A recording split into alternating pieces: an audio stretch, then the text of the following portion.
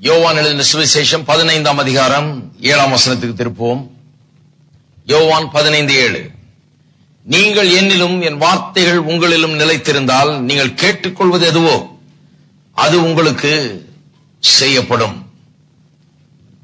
நீங்கள் அறிந்திருக்கிறபடி கடந்த பல வாரங்களாக ஜெபத்தை குறித்து நாம் விரிவாய் போதித்து வருகிறோம். அதை பல்வேறு பகுதிகளாக போதித்து வருகிறோம். முதல் பகுதி நாம் ஏன் ஜெபிக்க வேண்டும் என்பதை குறித்தது. கொஞ்சம் காணிக்கை எடுத்து முடிக்கிற வரைக்கும் காத்திருக்கிறேன், ஒரு நிமிஷம். நீங்கள் என்னிலும் என் வார்த்தைகள் உங்களிலும் நிலைத்திருந்தால் நீங்கள் கேட்டுக்கொள்வது எதுவோ அது உங்களுக்கு செய்யப்படும். நீங்கள் அறிந்திருக்கிறபடி ஜெபத்தை குறித்து நான் போதித்து வருகிறேன். பல வாரங்களாக பல்வேறு பகுதிகளாக போதித்து வருகிறோம். முதல் பகுதி நாம் ஏன் ஜெபிக்க வேண்டும் என்பதை குறித்தது. இரண்டாம் பகுதி விசுவாசமும் ஜெபம், அதாவது எப்படி விசுவாச வார்த்தைகளை ஜெபத்திலே பயன்படுத்துவது என்பது குறித்து இரண்டாம் பகுதியிலே நான் போதித்தேன். இப்பொழுது இந்த போதனையின் மூன்றாம் பகுதிக்குள்ளே இருக்கிறோம். இங்கே பதிலை பெற்றுக்கொள்ளக்கூடிய அளவுக்கு எப்படி ஜெபிப்பது. ஒவ்வொரு முறை ஜெபம் பண்ணும் போதும் 100க்கு 100 பதிலை பெற்றுக்கொள்ளக்கூடிய ஜெபத்தை எப்படி செய்வது, நிச்சயமாய் பதிலை பெற்றுக்கொள்ளக்கூடிய ஜெபத்தை எப்படி செய்வது, இதை குறித்தான் இங்கே பேசிக்கொண்டு வருகிறேன்.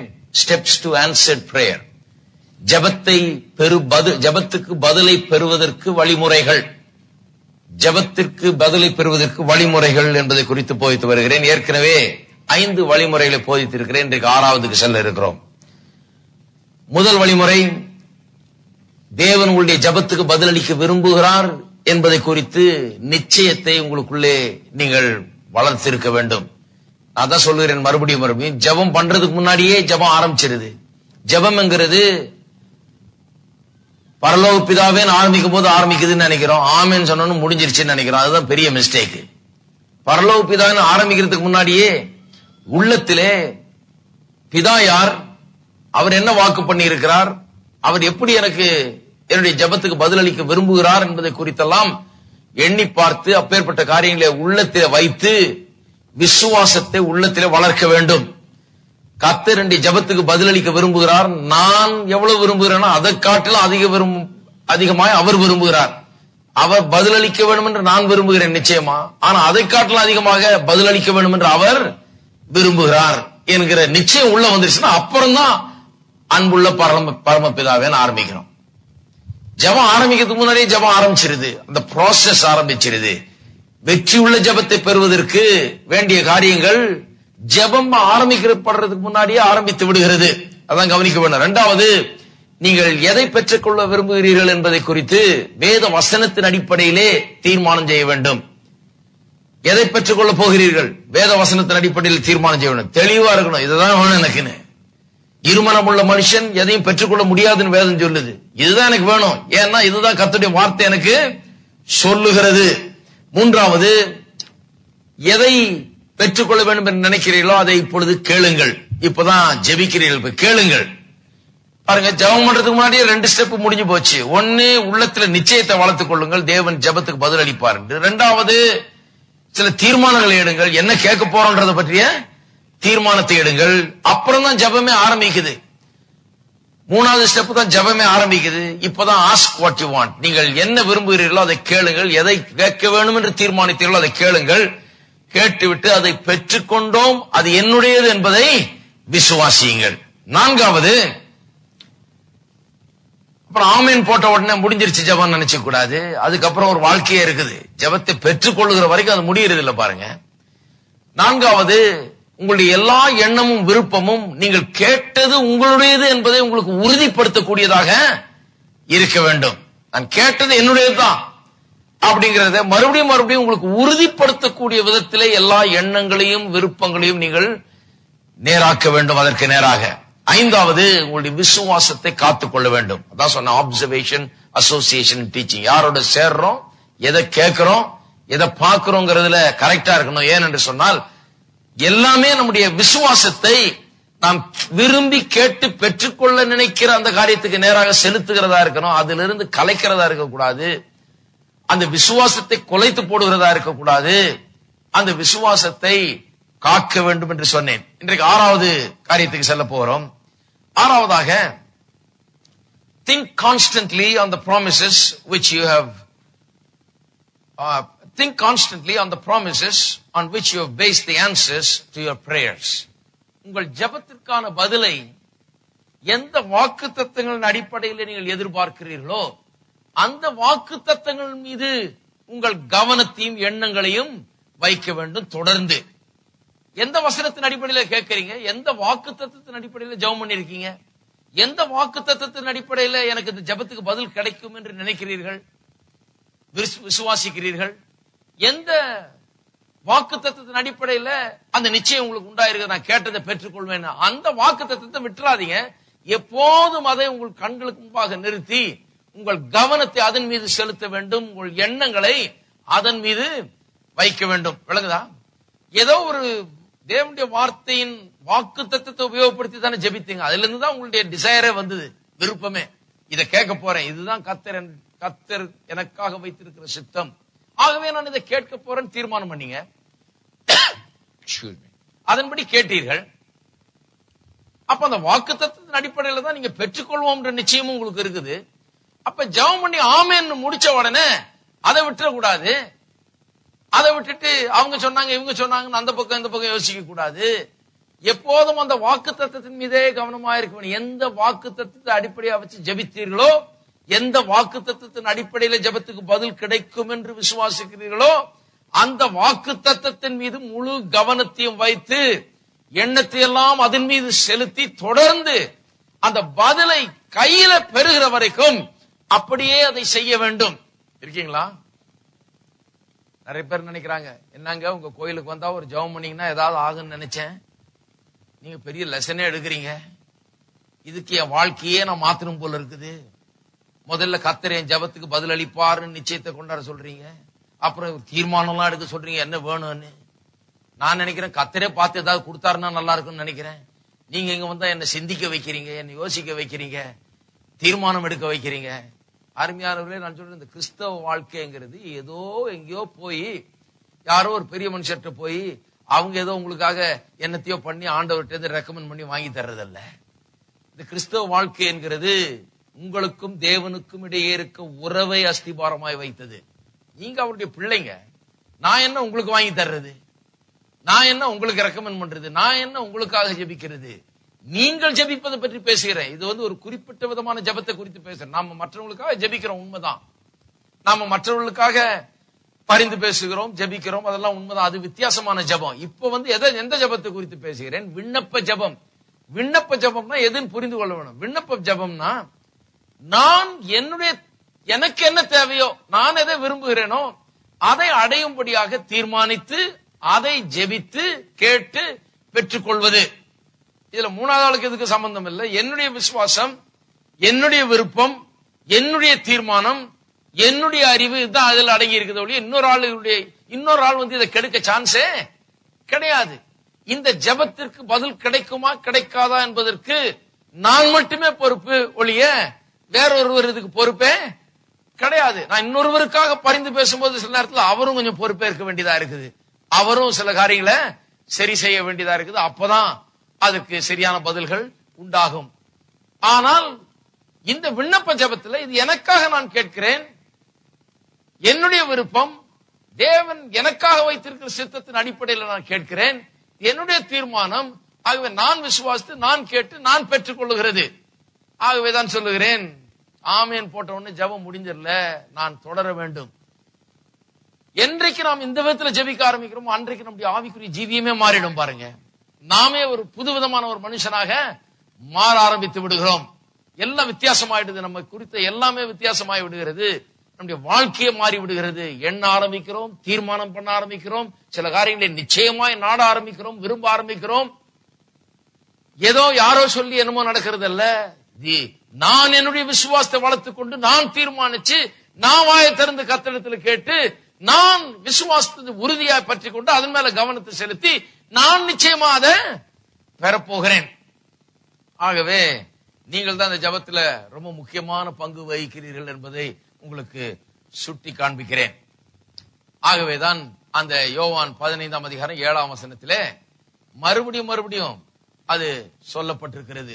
நீங்கள் என்னிலும் என் வார்த்தைகள் உங்களிலும் நிலைத்திருந்தால் நீங்கள் கேட்டுக்கொள்கிறது அது உங்களுக்கு செய்வது. நீங்கள், உங்கள், நீங்கள்னு 5 தடவை அங்கு சொல்லப்பட்டிருக்கிறது. மறுபடியும் பாயிண்ட் என்னன்னா, நீங்க தான் இந்த ஜெபத்துல ரொம்ப முக்கியமான ஆள் என்று அர்த்தம். சரி, அப்ப எந்த வாக்கு தத்தத்தை அடிப்படையாக வைத்து ஜெபம் பண்ணீர்களோ, எந்த வாக்கு தத்தம் உங்களுக்கு இதை பெற்றுக்கொள்வோம் என்கிற நிச்சயத்தை கொடுக்கிறதோ, அந்த வாக்கு தத்தத்தின் மீது கவனத்தை வைக்க வேண்டும். ஆமேன் போட்ட உடனே போயிட்டு அந்த பிரதர் சொன்னாருங்க, அவரு கூட இப்படிதான் ஜெபம் பண்ணாராங்களாங்க, ஆனா இப்படி ஆகலையாங்க, இந்த ஊழியக்கார் சொன்னாருங்க, இல்ல அந்த இவர் சொன்னாரு, இந்த கதையெல்லாம் பேசக்கூடாது. அந்த வாக்கு தத்தம், எந்த வாக்கு தத்தத்தை விசுவாசிக்கிறீங்களோ அந்த வாக்கு தத்தத்தின் மேல உங்கள் கவனத்தை செலுத்த வேண்டும். அது எந்த விதத்துல செலுத்த வேண்டும் என்பதை அற்புதமாக வேத வசனம் நமக்கு சொல்லுகிறது. நீதிமொழிகள் 4ஆம் அதிகாரத்துக்கு திருப்போம். நீதிமொழிகள் 4:20 என் மகனே என் வார்த்தைகளை கவனி, என் மகனே என் வார்த்தைகளை கவனி, என் வசனங்களுக்கு உன் செவியை சாய், அவைகள் உன் கண்களை விட்டு பிரியாதிருப்பதாக, அவைகளை உன் இருதயத்துக்குள்ளே காத்துக்கொள், அவைகளை கண்டுபிடிப்பவர்களுக்கு அவைகள் ஜீவனும் அவர்கள் உடலுக்கெல்லாம் ஆரோக்கியமுமாம். எல்லா காவலோடும் உன் இருதயத்தை காத்துக்கொள், அதனிடத்தில் நின்று ஜீவ ஊற்று புறப்படும்.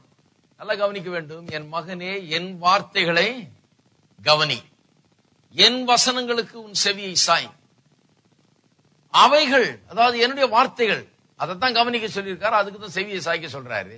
பிறகு சொல்றாரு அவைகள், அதாவது என்னுடைய வார்த்தைகள் உன் கண்களை விட்டு பிரியாதிருப்பதாக, அவைகளை உன் இருதயத்துக்குள்ளே வைத்து காத்துக்கொள். அருமையா சொல்லியிருக்க ஆங்கிலத்தில், my son attend to my words.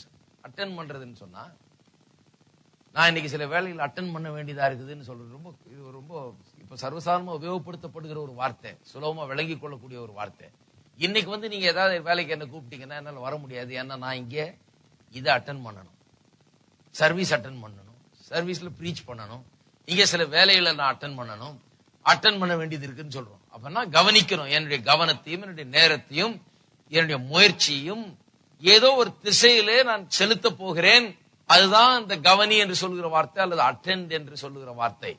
அப்ப வசனம் இருக்குது, வாக்குத்தத்தம் இருக்கிறது, அதை நான் அட்டெண்ட் பண்ண வேண்டும். அதற்கென்று நேரம் எடுத்து அதை நோக்கி பார்த்து அதை சிந்தித்து அதை என் மனதில வைத்து என் இருதயத்தில் வைத்து என் வாயில வைத்து அதை நான் அட்டெண்ட் பண்ண வேண்டும். இது ஒரு முயற்சி பாருங்க, இது ஒரு நல்ல ஒரு ஆவிக்குரிய முயற்சி. இதுக்கென்னு நேரத்தை செலவழித்து அதை எண்ணி பார்த்து அதுக்கு என் செவியை சாய்த்து என் கண்ணுக்கு முன்னால் அதை வைத்து என் இருதயத்துக்குள்ள அதை வைக்க வேண்டுமாம். நிறைய வேலை இருக்குது பாருங்க. செவியை சாய்க்கணும். இன்னைக்கு எதுக்கு வந்திருக்கிறீங்க? ஏதோ ஒரு மத ஆராதனையில கலந்து போறதுக்கு வந்திருக்கிறீங்க, வரல. செவியை தேவனுடைய வார்த்தைக்கென்று சாய்த்து கேட்கும்படியாக, ஆண்டவரே நீர் பேசும் நான் கேட்கிறேன் என்று சொல்லிதான் வந்திருக்கீங்க நீங்க, இல்லையா? இங்க யாரும் உங்களை கையை பிடிச்சி இங்க இழுத்துட்டு வரல தரன்னு, இல்ல யாரும் ஐயோ தயவு செய்து மறந்துடாதீங்க பிரதர், கொஞ்சம் வாங்க ஞாயிற்றுக்கிழமை மறந்துடாதீங்கன்னு சொல்லி உங்களை கூட்டிட்டு வரல. நீங்க எதுக்கு வந்திருக்கிறீங்க? இங்க வந்திருக்கிறதுல எல்லாருமே உங்கள் செவியை சாய்க்கும்படியாக, கர்த்தருடைய வார்த்தையை கேட்கும்படியாக வந்திருக்கிறீர்கள். அப்ப ஏன் செவியை சாய்க்கிறீங்க? ஏன் கண்களுக்கு முன்னால அதை வைக்கிறீங்க? உங்கள் கண்களை விட்டு பிரியாதிருப்பதான்னு சொல்லி இருக்குதே, அவ்வளவு கவனமா அந்த வார்த்தைகள், அந்த வாக்குத்தத்தங்களை கண்களுக்கு முன்னாலேயே வச்சிருக்கணும். அதை கண்களை விட்டு பிரிஞ்சிடக்கூடாது, அப்படியே வச்சிருக்கணும். செவி எப்போதும் அதுக்கு சாய்ச்சிருக்கணும், இருதயத்துக்குள்ள அதை வைக்கணும் என்று ஏன் சொல்லி இருக்கிறது? அதுல பெரிய லாபம் ஒன்று இருக்கிறது. அது என்ன லாபம்? ஆசியங்கள் 22ஆம் வசனத்தில், அவைகளை கண்டுபிடிக்கிறவர்களுக்கு அவைகள் ஜீவனும் அவர்கள் உடலுக்கெல்லாம் ஆரோக்கியமுமாம். ஆரோக்கியம் என்கிற வார்த்தையை சில ஆங்கில மொழிபெயர்ப்புகளில் மெடிசன் என்றே மொழிபெயர்த்திருக்கிறார்கள். மெடிசன் என்று சொன்னா மருந்து. அதை கண்டுபிடிக்கிறவர்கள், எதை கண்டுபிடிக்கிறவர்களுக்கு? இந்த வார்த்தைகளை. இந்த வார்த்தைகளை கண்டுபிடிக்கிறவர்களுக்கு அது உடலுக்கெல்லாம் ஜீவனும் உடலுக்கெல்லாம் ஆரோக்கியமா இருக்கிறது என்று சொல்லப்பட்டிருக்கிறது. அப்ப பாருங்க, அநேகர் இன்றைக்கு இதை புரிந்து கொள்கிறது இல்லை. தேவனுடைய வசனம் இருக்கிறது, வசனம் இருக்கிறதுனால இது ஜீவனும் ஆரோக்கியமா இருக்கிறது என்றல்ல. வசனத்துல ஜீவன் இருக்கிறது, வசனத்துல மருந்து இருக்கிறது. ஆனால் இந்த வசனத்தை போய் நான் எடுத்துக்கொள்ள வேண்டும். டாக்டர்கிட்ட போறீங்க, அவர் மருந்து எழுதி தர்றாரு, பக்கத்திலே மருந்து கடை இருக்குது. நீங்க அந்த சீட்டை வாங்கிட்டு நான் டாக்டர் போயிட்டேன், சீட்டு கொடுத்துட்டாரு, மருந்து கடை எங்க இருக்குன்னு தெரியும் எனக்கு, காசும் பாக்கெட்ல இருக்குது அப்படின்னு சொன்னா வியாதி தீராது. என்ன பண்ண வேணும்? மருந்து கடைக்குள்ள போக வேண்டும். மருந்து கடையில போய் மருந்த வாங்கினா கூட வியாதி தீராது. மருந்த வாங்கி என்ன பண்ணணும்? டாக்டர் சொன்னது போலவே காலையில மாலையில எல்லா நேரமும் எப்படி சொன்னாருன்னு கரெக்டா அவர் எழுதி கொடுத்திருக்கிறபடி அதை உட்கொள்ள வேண்டும். அதை எப்ப முறையா நம்ம எடுக்கிறோமோ அப்பதான் அந்த வியாதிக்கு ஒரு முடிவு ஏற்பட ஆரம்பிக்கிறது. அப்ப பாருங்க, அநேகர் வசனத்தை கேட்கிறாங்க, உண்மைதான், ஆலயத்துக்கு வர்றாங்க, வசனத்தை கேட்கிறாங்க, உட்கார்ந்து இருக்கிறாங்க, ஆராதனையில கலந்து கொள்கிறார்கள். அவங்க நினைக்கிறாங்க ஆராதனைக்கு வந்ததுனால ஏதோ நடக்கும்னு. நான் சொல்றேன், ஆராதிக்க வந்தது ஏதோ மருந்து கடைக்கு வந்த மாதிரி. மருந்து கடைக்கு போயிட்டு வந்தா வியாதி தீர்றது இல்ல, அங்க மருந்து கிடைக்குது. ஹலோ, இங்க மருந்து கடைங்க, எது மருந்து கிடைக்குது, அவ்வளவுதான். மருந்து கிடைக்குது. இந்த மருந்தை எடுத்துக்கொண்டு போய் நீங்கள் என்ன பண்ண போகிறீர்கள்? நீங்க அதை உட்கொள்ள போகிறீர்கள், நீங்க அதை எடுத்துக்கொள்ள போகிறீர்கள். அந்த வசனத்தை வச்சு என்ன பண்ண போறீங்க? வசனம் தான் மருந்து. இந்த வசனம் உடலுக்கெல்லாம் மருந்தாயிருக்கிறது. உச்சந்தலையிலிருந்து உள்ளங்கால் வரை உங்களுக்கு மருந்தாயிருக்கிறது. உங்களுக்கு ஆரோக்கியத்தை தரக்கூடிய தேவனுடைய வார்த்தைகள் இவைகள். இதை எடுத்துக்கொண்டு போய் நீங்க என்ன பண்ண போறீங்க? நீங்க என்ன பண்ண போகிறீங்கிறதுனாலதான் உங்களுக்கு பதில் கிடைக்க போகிறது. நீங்க என்ன குறை சொல்லி பிரயோஜனம் இல்ல, மற்றவங்களை குறை சொல்லி பிரயோஜனம் இல்ல, இயேசுவை குறை சொல்லி பிரயோஜனம் இல்ல, எதையும் குறை சொல்லி பிரயோஜனம் இல்ல. கர்த்தர் சொல்றாரு, மருந்து வச்சிருக்கிறேன், உன்னுடைய எல்லா நோய்க்கும் மருந்து நானு வச்சிருக்கிறேன், எல்லா உன்னுடைய கஷ்டங்களுக்கும் ஒரு தீர்வை நான் வச்சிருக்கிறேன். அந்த தீர்வை எதை வடிவில் வச்சிருக்கிறேன்? வார்த்தை என்கிற ஒரு கேப்சூல் உள்ள போட்டு வைத்திருக்கிறேன். இருக்கீங்களா? உங்களுக்கு எப்பேற்பட்ட ஒரு ஆப்பர்ச்சுனிட்டி பாருங்க. வசனத்தை ஏன் கேட்க வரோம் நாம? சும்மா ஏதோ ஒரு பிரசங்கியார் பிரசங்கம் பண்றாரு, பாவம் அவர் போலனா கோச்சுக்கு வர, திங்கக்கிழமையான வீட்டுக்கு கேட்பாரு வேற, ஏன் வரல பிரதர்ன்னு. அதனால கிடையாதுங்க. நீங்க வரலன்னா அது உங்களுக்கு தான் நஷ்டம், எனக்கு நஷ்டம் இல்ல. வந்தீங்கன்னா உங்களுக்கு லாபம். இருக்கீங்களா? டாக்டர் கிட்ட போனா உங்களுக்கு நல்லது, சீட்டை எழுதி வாங்கினா உங்களுக்கு நல்லது, மருந்து கடைக்கு போனா உங்களுக்கு நல்லது, அந்த காசை செலவழிச்சு அந்த காசு மருந்தை வாங்கினா உங்களுக்கு நல்லது, அதை வாயில போட்டா உங்களுக்கு நல்லது. அப்பதான் அது உள்ள வேலை செய்ய ஆரம்பிக்கும். ஆகவே அருமையானவர்களே, இது தானா வேலை செய்யறது இல்ல. இதுல ஜீவன் இருக்குது, இதுல சுகம் இருக்குது, இதுல பலன் இருக்குது, அது எல்லாம் அதுல இருக்கு. பாருங்க, வேத வசனத்துல எல்லாம் இருக்குது, உங்களுக்கு வேண்டிய எல்லா பதிலும் இருக்குது இதுல. ஆனால் இதை கொண்டு நீங்கள் என்ன செய்ய போகிறீர்கள் என்பதை பற்றி அதுதான் பிரச்சனை. பாருங்க, மருந்தா இருக்கிறது எல்லாம் சொல்லுவோம் இந்த வார்த்தைகள். இதை கண்டுபிடிக்கிறவர்களுக்கு ஜீவனும் உடலுக்கெல்லாம் ஆரோக்கியமா இருக்கிறது, மருந்தா இருக்கிறது. இது எனக்கு மருந்தா இருக்கிறது, ஆரோக்கியமா இருக்கிறது. இன்னைக்கு வியாதிப்பட்டிருக்கிறவர்கள், பலவீனப்பட்டிருக்கிறவர்கள் கவனிக்க வேணும். இன்னைக்கு சுகத்தை பற்றி நிறைய பேச போறேன்.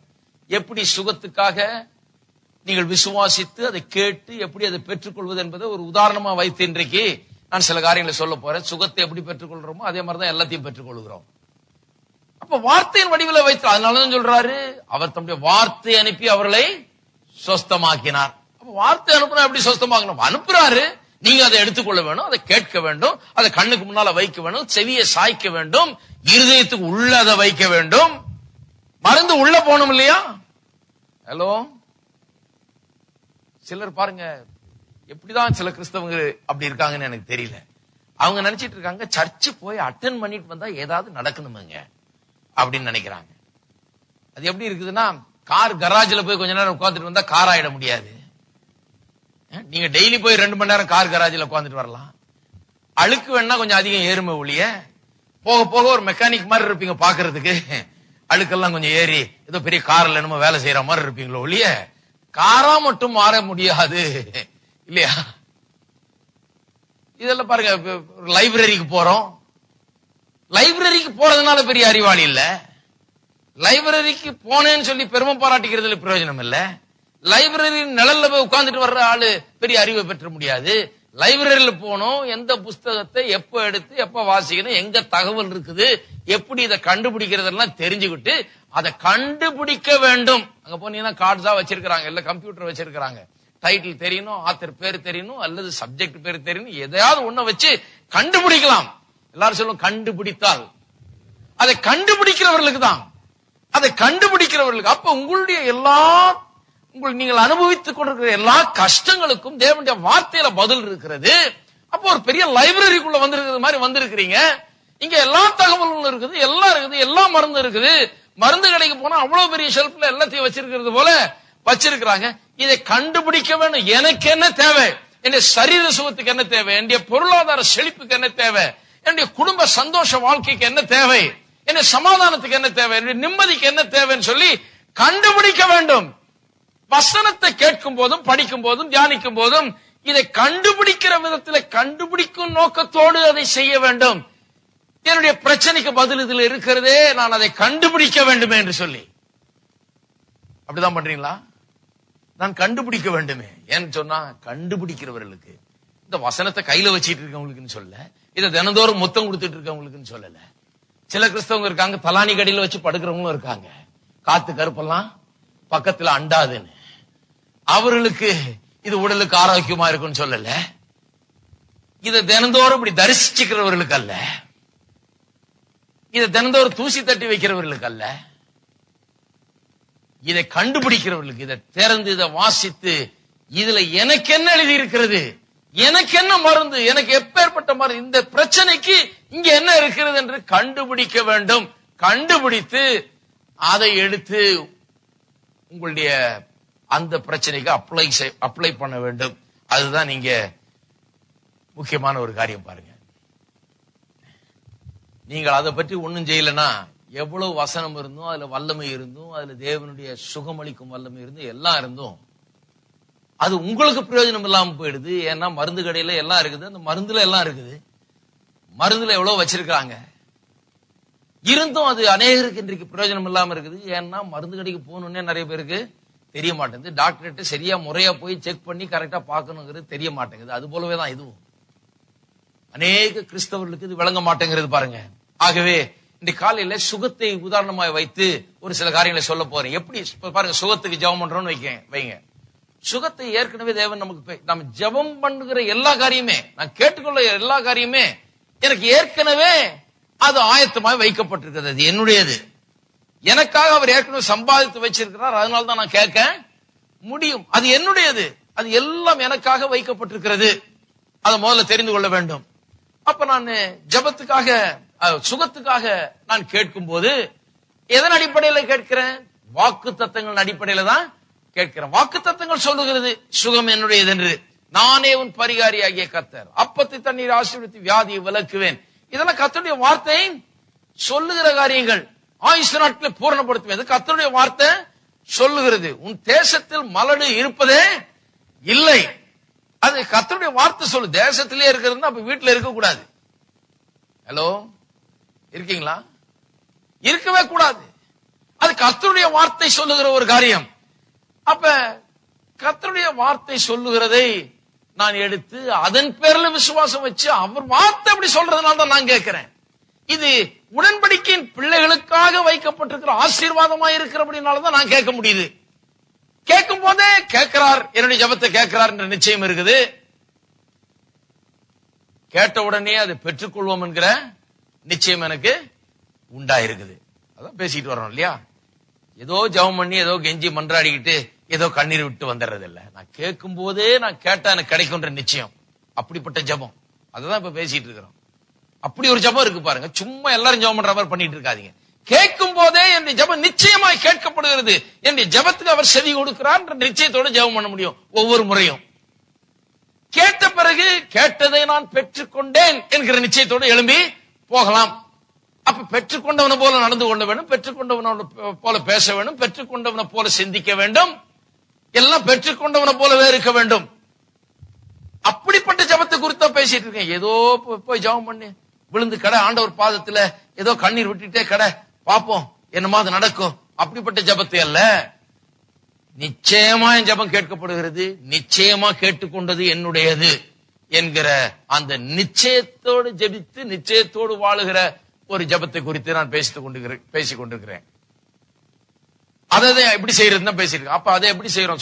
சுகம்னு எடுத்துக்கொண்டா வார்த்தைக்கு போறோம், வசனங்கள் எடுக்கிறோம், வாக்கு தத்தங்கள் எடுக்கிறோம், கல்வாரி சிலுவையை பார்க்கிறோம். இதுல எனக்காக ஏதாவது செஞ்சிருக்காரா? கரெக்ட். அதன் அடிப்படையில் தான் வாக்கு தத்தம் கொடுக்கப்பட்டிருக்கிறது. அப்ப இந்த வாக்கு தத்தத்தை எடுத்து நான் உள்ளத்துல வைத்து அதை விசுவாசித்து என் ஜெபம் கேட்கும் என்கிற நிச்சயத்தோடு வந்து கேட்கிறேன். கேட்ட பிறகு நான் பெற்றுக்கொண்டேன் என்கிற நிச்சயத்தை உடையவனாக அந்த இடத்துல இருந்து எழுந்து செல்லுகிறேன். அதன் பிறகு எல்லா எண்ணங்களும் எல்லா விருப்பங்களும் பெற்றுக்கொண்டேன் என்கிறத உறுதிப்படுத்துறதா இருக்குதான் பாத்துக்கிறேன். நான் என் விசுவாசத்தை நான் பாதுகாக்கிறேன்.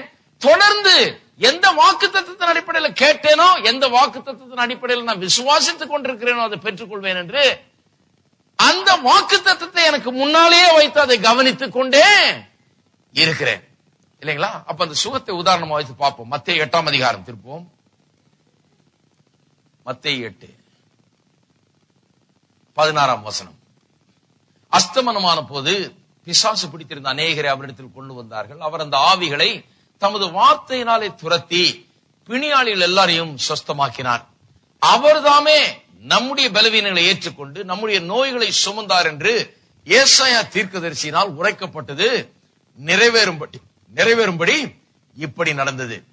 ஏசாயா தீர்க்கதரிசியின் புஸ்தகத்திலே 53ஆம் அதிகாரத்திலே 4ஆம் வசனம் இப்படியாய் சொல்லுகிறது. ஏசாயா 53:4. மெய்யாகவே அவர் நம்முடைய பாடுகளை ஏற்றுக்கொண்டு நம்முடைய துக்கங்களை சுமந்தார். எல்லாரும் சொல்லுங்க, பாடுகள் துக்கங்கள். அப்புறம் சொல்லி இருக்குது, நாமோ அவர் தேவனால் அடிக்கப்பட்டு வாதிக்கப்பட்டு சிறுமைப்பட்டவர் என்று எண்ணினோம். நம்முடைய மீறுதல் நிமித்தம் அவர் காயப்பட்டு நம்முடைய அக்கிரமங்கள் நிமித்தம் அவர் நொறுக்கப்பட்டார். நமக்கு சமாதானத்தை உண்டு பண்ணும் ஆக்கின அவர் மேல் வந்தது. அவருடைய தழும்புகளால் நாம் குணமாகிறோம். சரி, பாடுகளை ஏற்றுக்கொண்டு துக்கங்களை சுமந்தார்னு சொல்லி இருக்கிறதுனால நிறைய பேர் என்ன சொல்லிடுறாங்க, கல்வாரி சிலுவையில இயேசு நோயெல்லாம் சுமக்கலையாக்கும், வெறும் என்னத்தை சுமந்தாரு, நம்முடைய பாவங்களை தான் சுமந்தாரு. நம்முடைய பாடுகள் துக்கங்கள்ன்றது அது ஒரு ஸ்பிரிச்சுவல் இதை தான் குறிக்குது என்று சொல்லி அப்படி சொல்லிடுறாங்க. ஆவிக்குரிய சில காரியங்களை தான் குறிக்குது ஒழிய சரீர பிரகாரமாக கல்வாரி சிலுவையிலிருந்து நமக்கு எதுவும் சேரலன்னு சொல்லுகிறார்கள். ஆனால் இதை நான் எபிரேய மொழியிலே போய் விளக்க முடியும் உங்களுக்கு. பாடுகள் துக்கங்கள்ங்கிற வார்த்தை இங்க மொழிபெயர்க்கப்பட்டிருக்கிறதே, இந்த தமிழ் வார்த்தைகளை எந்த எபிரேய மொழியில எந்த எபிரேய வார்த்தையிலிருந்து வந்ததுன்னு பார்த்து அதை அப்படியே ஃபாலோ பண்ணிட்டே போனா கிட்டத்தட்ட 1 டஜன் இடத்துக்கு மேல இங்க வேத வசனம் காண்பிக்கிறது. அந்த பாடுகள் துக்கங்கள் வார்த்தை வியாதிகள் நோய்கள் என்று பல இடங்களில் மொழிபெயர்க்கப்பட்டிருக்கிறது. இந்த இடத்துல மட்டும் பாடுகள் துக்கங்கள் என்று மொழிபெயர்க்கப்பட்டிருக்கிறது. ஆனா இங்க யாரும் ஹீப்ரூ ஸ்காலர் கிடையாது, இங்க யாரும் ஹீப்ரூ தெரிஞ்சவங்க கிடையாது. ஆகவே ஹீப்ரூ பயிற்சி பிரயோஜனம் கிடையாது இன்னைக்கு. ஆகவே நான் என்ன பண்ணிருக்கேன், இப்ப மத்தேயு 8ஆம் அதிகாரம் வந்திருக்கிறேன். மத்தேயு 8ஆம் அதிகாரம் நமக்கு ஏசாயா 53 என்ன சொல்லி இருக்குதுன்றத நமக்கு இங்க வியாக்கியானம் பண்ணுகிறது.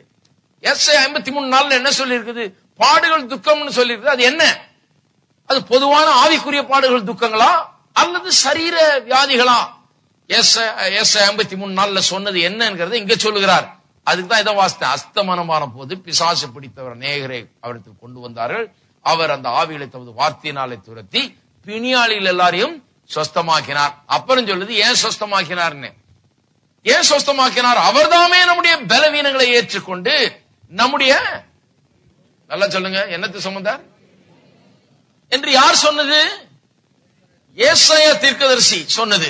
ஏசாயா எங்க சொல்லி இருக்காரு? ஏசாயா 53 தான் சொல்லி இருக்கிறாரு. அப்ப ஏசாயா 53 மத்தேயு வாசித்துட்டு அவர் பாடுகள் துக்கங்கள்ன்றத எல்லாம் வாசித்துட்டு அவர் அதை இங்க வியாக்கியானம் பண்றாரு. அவருக்கு தெரியும், அவருக்கு எபிரேய மொழிலாம் தெரியும். அவர் அதை வாசித்து பார்த்துட்டு இங்க டைரக்டா சொல்றாரு. அவர் என்ன சொல்றாரு? அவர் நம்முடைய பலவீனங்களை ஏற்றுக்கொண்டு நம்முடைய நோய்களை சுமந்தார். வேத வசனத்தை யாரும் மூடி எல்லாம் மறைக்க முடியாது. சில நேரத்தில் யாரோ சிலர் இது வியாதியா இருக்காதுன்னு சொல்லி அப்படி மொழிபெயர்த்திருந்தா கூட அதெல்லாம் வேற இடத்துல அது வந்துடும் கரெக்டா. அங்க ஏதாவது காமெண்ட்ரி வேற எங்கேயாவது இருக்கும். ஸ்கிரிப்சர் இன்டர்பிரட் ஸ்கிரிப்சர்னு ஒரு பெரிய ஒரு பிரமாணமே இருக்குது. வேத வசனத்தை வியாக்கியானம் பண்ணுகிறதுல வேத வசனமே வேத வசனத்தை வியாக்கியானம் பண்ண உதவுகிறது. இந்த வசனத்தை புரிஞ்சுக்கணும்னா இன்னொரு வசனம் இருக்குது, அதை புரிஞ்சுக்கணும்னா இன்னொரு வசனம் இருக்குது. ரொம்ப சிம்பிளஸ்ட் மெத்தட், எல்லாருமே பயன்படுத்தலாம். அப்ப இது ஒரு காமெண்டரி ஆன் ஐசாயா 53. ஐசாயா 53 என்ன சொல்லி இருக்குது என்பதை குறித்த விளக்க உரை தான் இங்க. அவர் சொல்கிறார் ஏன் சுஸ்தமாக்கினார் சொன்னா, ஏசாயா சொல்லிட்டார் அவர் நம்முடைய பலவீனங்களை ஏற்றுக்கொண்டு நம்முடைய நோய்களை சுமந்தார். பாடுகள் துக்கம் ஜெனரலா சொல்ல முடியாது, குறிப்பா சரீர பிரகாரமான பலவீனங்களையும் நோய்களையும் தான் அவர் சுமந்தார். அப்ப நான் கேட்கிறேன், நம்முடைய, எல்லாரும் சொல்லுங்க, நம்முடைய பலவீனங்களையும் நோய்களையும் அவர் சுமந்தார் என்று சொன்னால், நானும் அதை சுமக்க வேண்டும் என்று அவர் விரும்பி இருந்தால், அல்லது நானும் சுமந்துதான் ஆக வேண்டும் என்று சொன்னால், அவர் சுமந்ததுக்கு அர்த்தம் என்ன? இருக்கீங்களா? அவர் சுமந்தார்னு சொன்னா நான் சுமக்க கூடாது, அப்பதான் அவர் சுமந்ததுக்கு அர்த்தம் இருக்குது. அதெல்லாம் கொண்டு போய் அவர் மீது வைத்துட்டு, என்னுடைய நோய்களை எல்லாம் அவர் மீது வைத்துட்டு, என்னுடைய பலவீனத்தை எல்லாம் அவர் மீது வைத்துட்டு, என்னுடைய இந்த சரீரத்தின் பாடுகள் எல்லாத்தையும் கொண்டு போய் அவர் மீது வைத்துட்டு, பிறகு நானும் இதை சுமந்துதான் ஆக வேண்டும் என்று சொல்லி தேவன் சித்தம் கொண்டிருந்தார் என்றால், அப்ப அவர் மீது வைத்ததுக்கு அர்த்தமே இல்லாமற் போய்விடுகிறது. சிலர் சொல்றாங்க, இல்லையா இது இப்படியா, ஆஸ்பத்திரியில படுத்துட்டு இருக்கும் போது பாருங்க, பக்கத்து பெட்ல இன்னொருத்தர் இருந்தாருன்னா அவரை பார்க்கும்போது நமக்கு ஆறுதலா இருக்குது. அவங்க சொல்றாங்க, நம்மளை விட பெரிய வியாதி அவருக்கு இருக்குதுன்னு ஒருத்தர் சொல்றாரு. அப்ப அப்படி சொல்லும்போது நம்மளுக்கு எவ்வளவு ஆறுதலா இருக்குது, ரொம்ப சந்தோஷமா இருக்குது. பரவாயில்ல, அவரை விட நம்ம தேவலாம் போல இருக்குது. அவரு இந்த வியாதியில ரொம்ப நாளா பாடுபடுறாராம, இதை குணமாவே ஆக்க முடியாதாம, நம்மளாவது ஏதோ ஒரு 2 மாசம் கிடந்து ஏதாவது என்னத்தையா சாப்பிட்டாது வீட்டுக்கு போய் சேரலாம். இவர் பாவம் திண்டாடுறாரு, அவரை பார்த்து தான் பரிதாபப்படணும், என்ன பார்த்து நான் சந்தோஷப்படுறேன். என்ன விளையாட்டா இருக்கு பாருங்க. நீங்க சந்தோஷப்படுவீங்களா? ஆஸ்பத்திரியில அப்ப ஒண்ணு பண்ணலாம், பேசாம உங்களுக்கு வீல் சேர்ல உட்கார வச்சு அப்படியே ஆஸ்பத்திரியே ஒரு ரவுண்ட் அடிச்சு கொண்டாடலாம், இன்னும் கொஞ்சம் ரொம்ப சந்தோஷம் அதிகமாகும். வார்டா இன்டென்சிவ் கேர், கார்டியக் கேர், எல்லா வார்டுலயும் ஒரு ரவுண்ட் அடிச்சுட்டு வந்து எல்லாரையும் கொஞ்சம் பாத்தீங்கன்னா சந்தோஷம் அதிகம். எனக்கு அப்படின்னா சந்தோஷமே வராது. நான் ஆஸ்பத்திரியில இருந்தேன்னா ஒரே ஒரு விதத்துல தான் சந்தோஷம் வரணும், சுகமாகி அந்த ஆஸ்பத்திரியில இருந்து எந்திரிச்சு சட்டையை மாட்டிட்டு வீட்டுக்கு வந்து சேர்ந்து நல்லா சுகமா இருக்கணும், அப்பதான் சந்தோஷம் வரும். வேற எப்படி சந்தோஷம் வரும்? ஜனங்க பாருங்க, ஏதோ பிரசங்கத்துக்காக ஏதோ ஒண்ணு சொல்லக்கூடாது, சும்மா கேட்கறதுக்கு நல்லா இருக்கிறதுனால எதையோ ஒண்ணு சொல்லக்கூடாது. எது ரியாலிட்டி? அவர் தாமே நம்முடைய பலவீனங்களை ஏற்றுக்கொண்டு நம்முடைய நோய்களை சுமந்தார் அப்படின்னு சொன்னா, அவர் சுமந்து விட்டார். யாருடைய நோய்களை? நம்முடைய நோய்களை, நம்முடைய பலவீனங்களை. அப்படி உங்களுடையது என்னுடையது எல்லாத்தையும் சேர்த்து அவர் சுமந்தாராம். அவர் சுமந்தார் என்று சொன்னால் நான் சுமக்க வேண்டிய அவசியம் கிடையாது. அவர் சுமந்து இருக்கிறார் சொன்னா, அப்ப அவர் சுமந்து விட்டார். நான் விசுவாசிக்கும் போது நான் சுமக்க மறுக்கிறேன். அவர் எனக்காக அதை செய்து இருக்கிறபடினாலே, என்னுடைய ஸ்தானத்துல என்னுடைய நோய்களை ஏற்றுக்கொண்டு என்னுடைய பலவீனங்களை அவர் சுமந்து கொண்டதுனால, வியாதி எனக்கு வரும்போது என்னுடைய எண்ணத்துல முதல்ல வர்றது என்ன? வசனம் சொல்லுது, அவர் என் பலவீனங்களை ஏற்றுக்கொண்டு என் நோய்களை சுமந்தார். ஆகவே இந்த வியாதி நோய் என்னுடையது அல்ல. நம்ம என்ன பண்றோம்? அதுக்கு பதிலா வியாதி நோயை நமக்கு உடனே ஓனர் ஆயிடுறோம். நம்ம இது பிரதர், என்னுடைய நோய் என்னன்னா பிரதர், டக்குன்னு பாருங்க லாங்குவேஜே மாறிடுச்சு. இது நம்ம நோய். இப்போ அது ரொம்ப பத்திரமா வச்சு, என் நோய் என்ன பிரதர், இது ஒரு 15 வருஷமா இருக்குது பிரதர். என் நோய் மற்றவங்க நோய் மாதிரி இல்ல பிரதர். என் நோய் என் கூடவே 25 வருஷமா இருக்குது பிரதர். என்ன 25 வருஷமா கொஞ்சம் போக போக போக அந்த லாங்குவேஜ் பாருங்க, அப்படியே நம்ம ஓனர்ஷிப் வாங்கிடுறோம். அப்படியே டைட்டில் டீடு பெற்றவர்கள் மாதிரி இந்த நோய் என்னுடையது அப்படின்னு ஆக்கிடுறோம். அருமையானவர்களே, அப்ப என்ன அர்த்தம்? நம்ம சுகத்தின் பாதையில செல்லல, சுகத்தின் டைரக்ஷன்ல செல்லல. இதுதான் கிறிஸ்தவர்களுடைய பிரச்சனை. இன்னைக்கு கிறிஸ்தவர்கள் இன்றைக்கு மாற வேணும். பாருங்க, வியாதி நோய், இந்த உலகத்துல வியாதி நோய் நிறைய இருக்கு பாருங்க. சும்மா இருந்தாலும் போதும் ஒட்ட பாக்குறது, தண்ணியில இருக்குது, அதுல இருக்குது, இதுல இருக்குது, எல்லாத்திலும் இருக்குது. ஒண்ணு இல்ல, சும்மா ஒரு கிளாஸ் தண்ணி குடிச்சா அதுல ஏதாவது ஒரு கிருமி இருக்குது பாருங்க. அதனாலதான் சொல்லியிருக்காரு, அப்பத்தையும் தண்ணீரையும் ஆசீர்வதித்து அதுல இருந்து வியாதியை விலக்குவேன். தண்ணீர் குடிக்கும் போதே சொல்லிட்டு தான் குடிக்கணும். அதுவும் நம்ம ஊர் தண்ணியை ரொம்ப ஜாக்கிரதையா குடிக்கணும். மினரல் வாட்டர் குடிக்கும் போது கூட அது சொல்லிட்டு தான் குடிக்க. மினரல் வாட்டர்னு அது லேபிள பார்த்துட்டு குடிச்சிடக்கூடாது. ஏன்னா பேப்பர்ல போட்டிருக்காங்க முக்காவாசி மினரல் வாட்டர் ஒன்னும் மினரல் வாட்டரே கிடையாதுன்னு சொல்லி. அது எந்த அளவுக்கு சுத்தமா இருக்கணுமோ அது சுத்தமா இருக்கிறது இல்லை. அப்ப வியாதியை பெறது ஒன்னும் பெரிய கஷ்டம் இல்லை. வியாதி உலகத்துல ஏராளமா இருக்குது. சும்மா கடந்தாலே போதும் வியாதி ஒட்டிக்கும். கொஞ்சம் கவலையமா இருந்தாலே ஊர்ல இருக்க வியாதி எல்லாம் அப்படியே பற்றி கொள்ள ஆரம்பிக்குது. நம்ம அப்ப எப்படி இருக்கணும்? ரொம்ப ஜாக்கிரதையா இருக்க வேணும். எப்படி ஜாக்கிரதையா இருக்க வேணும்? வியாதின்னு ஏதாவது ஒண்ணு பக்கத்துல இப்படி தலையை காட்டின உடனே அது என்னதுன்னு வாகனம் உள்ள இழுத்துட்டு வந்துடக்கூடாது. அந்த வியாதிய அது என்னதுன்னு சொல்லி அதை தட்டி கொடுத்து வச்சு அதை வளர்த்துக்கிட்டு இருக்க கூடாது. அது என்னதுன்னு எனக்கு தெரியும் பாருங்க. வியாதி என்னன்னு எல்லாருக்கும் ஒரு போன் கால் பண்ணுவாரு.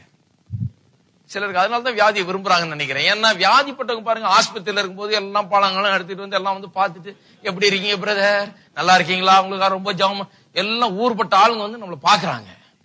வீட்டுல இருந்தா யாரும் வந்து பாக்குறா? யாரும் வர்றதும் கிடையாது, கண்டுக்கிறதும் கிடையாது, ஒருத்தர் ஒண்ணும் என்னன்னு கேட்கறது கிடையாது.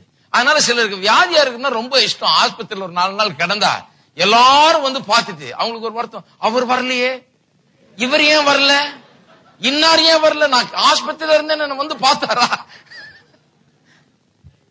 எல்லாருக்கும் விளங்குது பாருங்க, எல்லாம் தெரியுது என்ன பேசுறேன்றது. அதனால சிலருக்கு வியாதினா அது ஒரு இஷ்டம், எல்லாம் வந்து பெரிய விசிட்டிங் டைம் ஆயிடுது, எல்லாம் அட்டென்ஷன் கெட்டிங் இவெண்ட். இது வந்து எல்லாருடைய கவனமும் நம்ம மேல வருது. அது எல்லாரும் கவனமும் நம்ம மேல வரும்போது நம்ம முக்கியமான ஆள் மாதிரி அப்படியே படுத்து கிடக்க, அவங்க எல்லாம் வந்து உட்கார்ந்து கிடக்க, அப்படியே பேசிட்டு இருக்க, நம்முடைய வியாதியை பற்றி நம்ம விளக்கம் கொடுக்க, இது பாருங்க டாக்டர் இப்படி சொல்லியிருக்காருங்க, இது இப்படி அங்க இந்த மருந்தெல்லாம் சாப்பிடுறேங்க, இது என்னுடைய வியாதிங்க, போட்டு சீல் போட்டு அவங்களும் போட்டு மாட்டிடுறாங்க தலைமாட்டிலேயே, எல்லாம் இதுதான் வியாதின்னு. இத வர்றவங்க போறவங்க எல்லாம் காமிச்சுக்கிட்டு இப்படியே கிடக்குறோம் பாருங்க. நான் சொல்லுகிறேன் அருமையானவர்களே, வேத வசனத்தின் அறிவு இருக்கிறவர்கள் என்ன சொல்லணும்? அவர் தாமே தம்முடைய சரீரத்திலே என்னுடைய நோய்களையும் என்னுடைய பலவீனங்களையும் சுமந்தார் என்று எழுதி இருக்கிறது. அவர் சுமந்தார் என்றால் அது அவருக்கு சொந்தமாகிவிட்டது. கல்வாரி சிலுவையிலே அவர் தழும்புகளை ஏற்றுக்கொண்ட போது, அவர் காயப்பட்ட போது, அந்த ஒவ்வொரு காயமும் என்னுடைய சரீரத்துக்காக அவர் பட்ட காயங்கள். என்னுடைய நோய்கள் எல்லாம் அந்த நேரத்தில் என்னிடத்திலிருந்து எடுத்து அவர் மீது வைக்கப்பட்டு விட்டது. அதோடு அவர் செத்த போது என் நோயும் அங்கேயே செத்து விட்டது.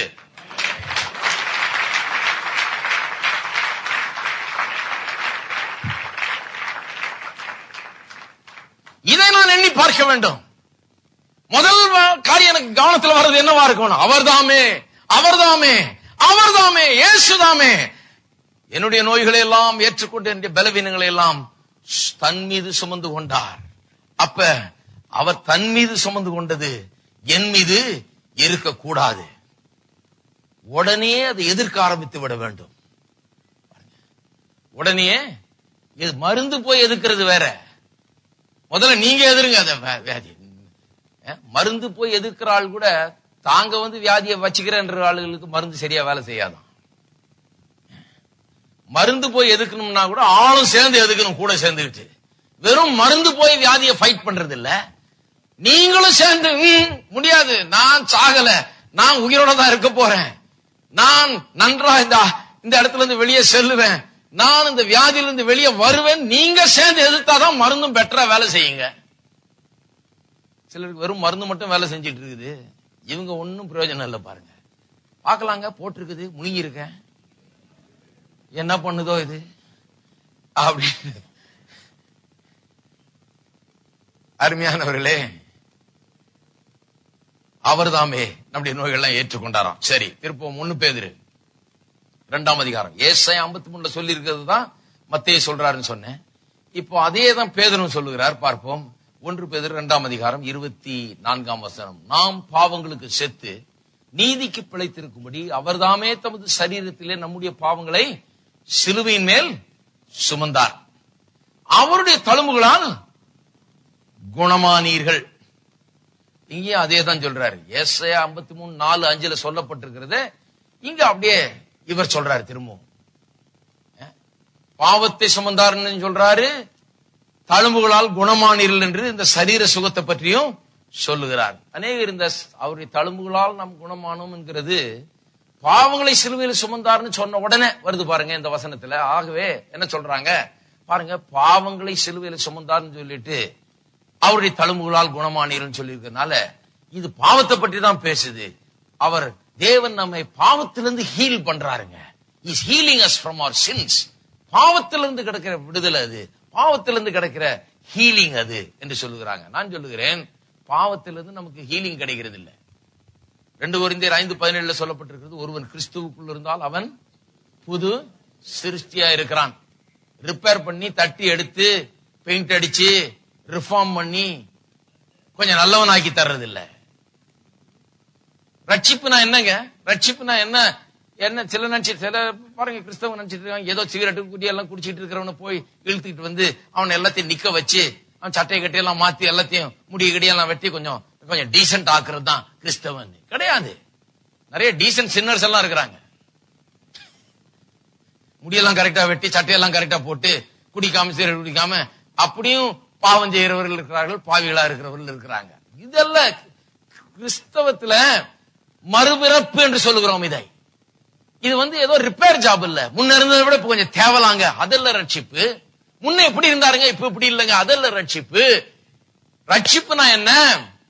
ஒருவன் கிறிஸ்துவுக்குள் இருந்தால் அவன் புது சிருஷ்டியா இருக்கிறான். இது ஏன் சொல்றேன்னா சுகம் என்கிறது முன்ன ஒரு கண்டிஷன்ல இருந்தீங்க, இப்ப அந்த கண்டிஷன்ல இல்ல, டிட்டீரியரேட் ஆயிட்டீங்க. முன்ன இருந்த அந்த சுகநலன் இல்ல சரீரத்துல, அந்த பலன் இல்ல, ஏன்னா வியாதி சரீரத்தை தாக்கி இருக்கிறது. அப்ப சுகம்னா என்ன? முன்ன இருந்த நிலைமைக்கு திரும்ப உங்களை கொண்டு வருவது, அது ரெஸ்டோரேஷன். கொஞ்சம் சரி பண்ணி சரீரத்தை கொஞ்சம் சரி பண்ணி திரும்ப அந்த நிலைக்கு கொண்டு வருவதுதான் சுகம். அப்ப சுகத்துக்கும் பாவத்துல இருந்து கிடைக்கிற விடுதலைக்கும் அல்லது பாவம் போக்குறதுக்கும் பெரிய வித்தியாசம் இருக்குது. பாவத்தை குறித்து வேதம் சொல்லும் போது எப்படி சொல்லி இருக்கிறது? கிறிஸ்துவுக்குள் வந்தால் புது சிருஷ்டியா இருக்கிறான். புது சிருஷ்டியா இருக்கிறான்னா கர்த்தர் என்ன வச்சு ரிப்பேர் ஜாப் பண்ணல. பேசாம இந்த குயவன் களிமண் எல்லாம் வாசித்திருக்கோம் இல்லையா, அது மாதிரி பேசாம சரியில்லைன்னு சொல்லி ஃபுல்லா எடுத்துட்டு திருப்பியும் மறுபடியும் பண்ணி இருக்கிறார். அதான் புது சிருஷ்டி என்று சொன்னால் இதுவரை இந்த சிருஷ்டிப்பு இருந்ததில்லை. இதுவரை இல்லாத ஒரு புதிய சிருஷ்டிப்பாக நீங்களும் நானும் இருக்கிறோம். ரட்சிக்கப்பட்டிருக்கிறீர்கள் சொன்னா இதுவரை நீங்க அதான் பாருங்க, சிலர் நிறைய தங்களுடைய பழைய வாழ்க்கை, பழைய பாவம், பழைய இது எல்லாத்தையும் மைண்ட்லயே வச்சிட்டு இருக்காங்க. நான் சொல்லுகிறேன் அதெல்லாம் தூக்கி எறிங்க. ஏன்னா அதுக்கு உங்களுக்கு சம்பந்தமே கிடையாது. ஒருவர் கிறிஸ்துவுக்குள் இருந்தால் அவன் புது சிருஷ்டியா இருக்கிறான். நீங்க முன்ன இருந்ததே கிடையாது. முன்ன இல்லாத ஒரு ஆள் புதுசாய் உண்டாக்கப்பட்டிருக்கிறீர்கள். ஆவியில புதுசா இருக்கிறீர்கள். புதுப்பிக்கப்படுறதுன்னா ரிப்பேர் திருப்பி ஆயிடும் பாருங்க. புதிதாய் உருவாக்கப்பட்டிருக்கிறீர்கள், புதிதாய் சிருஷ்டிக்கப்பட்டிருக்கிறீர்கள். அதான் புதிய பிறப்பு. அதான் இயேசு சொன்னார் நிக்கோதேமுவை பார்த்து, நீ மறுபடியும் பிறந்தாக வேணும். மறுபடியும் அவனுக்கு ஆச்சரியம், என்ன இது, நான் இவ்வளவு நாள் டீச்சரா இருக்கிறேன், நான் பைபிள்லாம் போதிக்கிறாள், நான் மறுபடியும் பிறக்க வேணும். தான் ரட்சிப்பு. ரட்சிப்புங்கிறது ஏதோ மத மார்க்கத்துல சேர்ந்து அப்படியே கொஞ்சம் ரிலிஜியஸ் ஆகிறது இல்ல. ரட்சிப்பு சொல்ல மறுபடியும் பிறக்க வேண்டும். மறுபடியும் பிறந்திருக்கிறீர்களா? அந்த அனுபவம் உண்டா?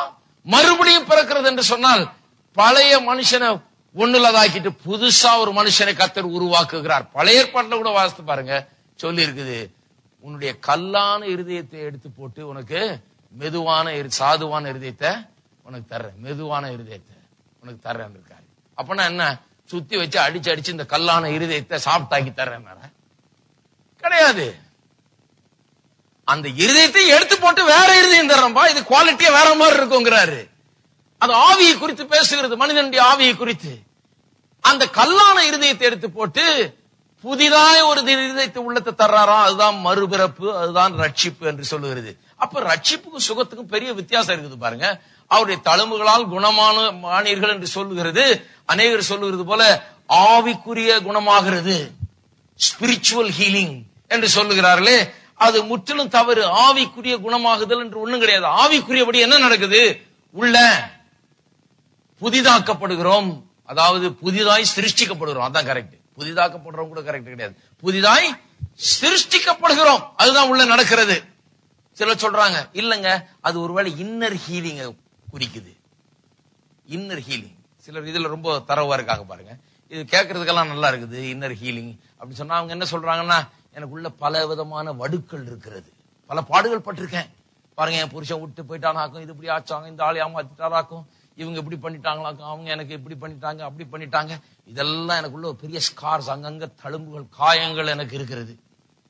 இந்த காயங்கள்லாம் என்ன பாதிக்கிறது, இந்த காயங்கள் எல்லாம் சுமந்து கொண்டிருக்கிறேன், இதெல்லாம் நினைத்துக் கொண்டிருக்கிறேன், எண்ணிக்கொண்டிருக்கிறேன், இதெல்லாம் மறக்க முடியாம இருக்கிறேன் அப்படின்னு சொல்றதுக்கு சில கிறிஸ்தவங்க என்ன பண்றாங்க, கொஞ்சம் கொஞ்சமா நீ மற அப்படின்னு சொல்லி எப்படி மறக்கிறதுக்கு ப்ராசஸ் எல்லாம் சொல்லி தர்றாங்க. நீ எங்க கிட்ட எல்லாத்தையும் சொல்லு ஒன்னொன்னா, அப்போ உனக்கு மறக்கிறதுக்கு கொஞ்சம் வசதியா இருக்கும். இது எப்படின்னு எனக்கே வழங்கல. சொல்ல சொல்ல மறக்க முடியாது, சொல்ல சொல்ல திருப்ப திருப்ப ஞாபகம். இன்னைக்கு இந்த பிரேயர் மீட்டிங்ல போய் சொல்லணும், அடுத்தது அடுத்த பிரேயர் மீட்டிங்ல போய் சொல்லணும், அதுக்கு அடுத்து என்ன நடக்க போகுது கடைசியில ஊர்ல இருக்க எல்லாருக்கும் தெரிய போகுது உங்க பிரச்சனை என்னன்னு. எப்ப புருஷன் விட்டு போனாரு, எவ்வளவு கடனோட விட்டு போனாரு, என்னென்ன பிரச்சனை வந்தது, அதனால என்னென்ன இன்னல்கள் துன்பங்கள்லாம் நீங்க சுமந்துகிட்டு இருக்கிறீங்க என்னன்னு. அப்ப இன்னர் ஹீலிங் வரும்னு சொல்லிட்டு இன்னர் ஹீலிங்கா வர்றது இல்ல பாருங்க. இன்னர் ட்ரபிள் தான், டர்மாயில் தான் ரொம்ப அதிகமாகிறது, இன்னர் குழப்பம் தான் ரொம்ப அதிகமாகிறது. இதை போய் எல்லார்ட்டையும் சொல்லி இது வளர்ந்துகிட்டு தான் இருக்கிறத ஒழிய இது போய் மறையிறது கிடையாது. நான் சொன்ன மாதிரி சிலர் போய் தங்களுடைய பாரத்தை எல்லாம் ஜனங்கள்கிட்ட சொன்ன உடனே அங்க வந்திருக்கிற அந்த பிரேயர் மீட்டிங் வந்திருக்கிற 10 பேர் இவங்க பாரத்தை சேர்த்துக்கிட்டு அவங்க வீட்டுக்கு எடுத்துட்டு போறாங்க பாருங்க. அவங்க டிப்ரெஸ்ட் ஆயிடுறாங்க போகும்போதே. அந்த கதையை கேட்ட சகோதரி என்ன பாவம், எனக்கே கண்ணீர் வந்துருச்சு. அவங்க போய் அவங்க அதை நினைச்சு 2 நாள் கண்ணீர் விடுவாங்க. இவங்களாவது அதனால அவங்கள்ட்ட அறிக்கை வச்சாங்களா, அதோட விட்டாங்களா, இவங்களும் திருப்பி எடுத்துக்கிறாங்க. ஏன்னா அடுத்த நாள் இன்னொரு பிரேயர் மீட்டிங்ல அதை சொல்லணுமே.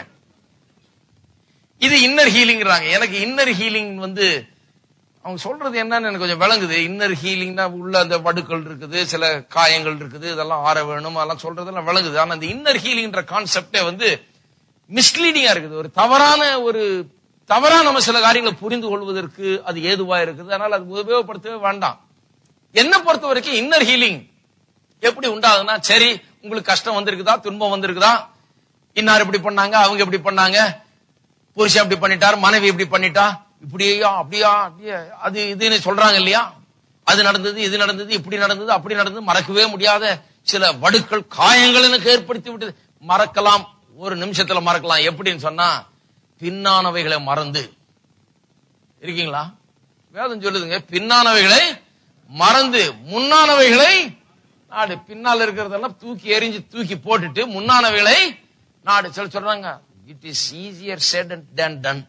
சொல்றதுக்கு ஈஸியா, செஞ்சு பாருங்கயா அப்படின்றாங்க. செஞ்சு பாக்குறத நானா சொன்னேன்? நான் சொன்னா நீங்க சொல்லலாம், சொல்றதுக்கு ஈஸியா இருக்குதுங்க, செய்யறது கஷ்டங்க. கடவுள் சொல்றாரு, கடவுளுடைய வார்த்தை சொல்லுகிறது, பின்னானவைகளை மறந்து. நான் உங்களுக்கு சவால் விட்டு சொல்றேன், பின்னானவைகளை தூக்கி எறியுங்க, அந்த பாரங்களை இறக்கி வையுங்க, ஒருபோதும் திருப்பி எடுத்துக்கொள்ளாதீங்க. பழைய பாக்கி, பழைய கடன், பழைய துன்பங்கள், பழைய கஷ்டங்கள், பழைய அவர் செஞ்சாரு இவர் செஞ்சாரு, இதெல்லாம் எடுத்துக்கொள்ளாதீர்கள். அதை சும்மா திருப்பி பேசிட்டு இருக்காது. வெற்றியின் கதை, சுகத்தின் கதை, பலத்தின் கதை, ஆரோக்கியத்தின் கதை, சந்தோஷத்தின் கதை, சமாதானத்தின் கதை, கர்த்தருடைய வார்த்தையில சொல்லப்பட்டிருக்கிற வாக்குத்தத்தங்கள் எல்லாம் இன்றைக்கு நான் எப்படி பெற்று அனுபவிக்கிறேன், நாளைக்கு நான் எப்படி இருக்க போகிறேன், எனக்கு முன்னால எத்தனை சாத்தியக்கூறுகள் இருக்கிறது, அதை பற்றிய கதைங்க. இருக்கீங்களா?